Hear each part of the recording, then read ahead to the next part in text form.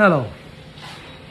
Once upon a time, there was a small village in which there were around 500 people living, and the village was under the kingdom of a very strict and disciplinarian king.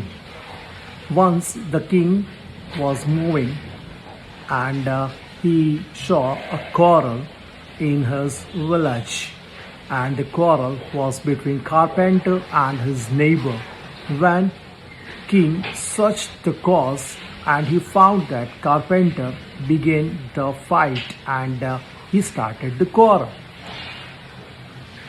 King asked his soldiers to put the carpenter behind the bars. When carpenter was behind the bars, he started remembering his wife, he started remembering his small child.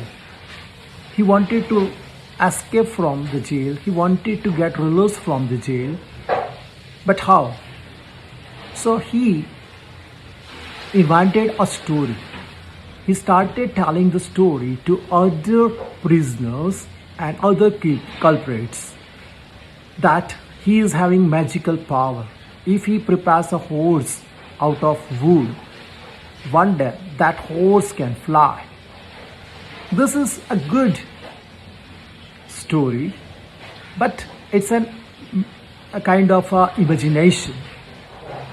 The talk of carpenter went from one person to another person. Then soldiers informed the ministers, and ministers informed the king that carpenter has a magical power. If he constructs a horse, that horse can fly.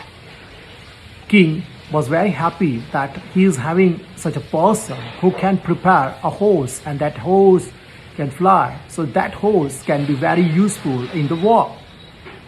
So he asked his ministers to bring forth the carpenter. He interrogated with the carpenter. He asked carpenter, do you have such a power? If you prepare a horse, that horse can fly.